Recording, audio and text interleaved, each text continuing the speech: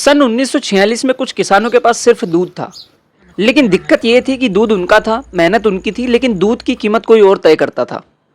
उनके पास ना बड़ी कंपनी थी, ना करोड़ों रुपए, ना कोई बड़ा बिजनेसमैन। फिर भी उन्होंने एक ऐसा सिस्टम बनाया जिसने आगे चलकर पूरे भारत की डेयरी इंडस्ट्री बदल दी। नाम है अमूल। लेकिन सवाल है, आखिर इन किसानों ने ऐसा किया क्या?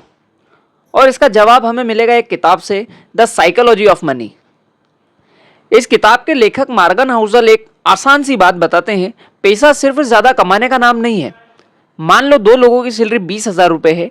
एक आदमी पूरे 20,000 खर्च कर देता है, दूसरा 3,000 बचा लेता है। दोनों की सैलरी बराबर है, लेकिन दोनों की हालत बराबर नहीं है। क्यों? क्योंकि पैसा कितना आया ये जरूरी भी है, लेकिन यह भी जरूरी है कि पैसा जा कहाँ रहा है। और यही बात अमूल की कहानी में भी दिखाई देती है। 1940 के दशक में गुजरात के किसानों की सबसे बड़ी दिक्कत थी, दूध बेचने के लिए उन्हें दूसरों पर निर्भर रहना पड़ता था। अब सोचो, किसान सुबह दूध निकालता है, दूध जल्दी खराब हो जाता है, उसके पास उसे रखने की बड़ी जगह नहीं है, तो उसे आज ही दूध बेचना पड़ेगा। और जब आपको अपना सामान जल्दी बेचना ही है, तो सामने वाला आसानी से कह सकता है कि इतने ही पैसे दूंगा।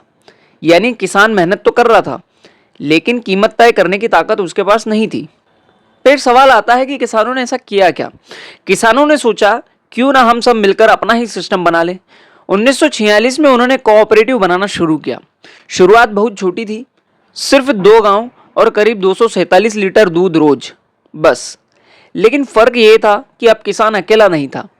मान लो एक किसान के पास 10 लीटर दूध है, उसकी ताकत छोटी है, लेकिन अगर 10,000 किसान साथ आ जाए तो रोज लाखों लीटर दूध हो सकता है। अब उनके पास बड़ी मात्रा में दूध है, और बड़ी मात्रा में दूध मतलब बड़ी बार्गेनिंग पावर। यही अमूल की असली शुरुआत थी।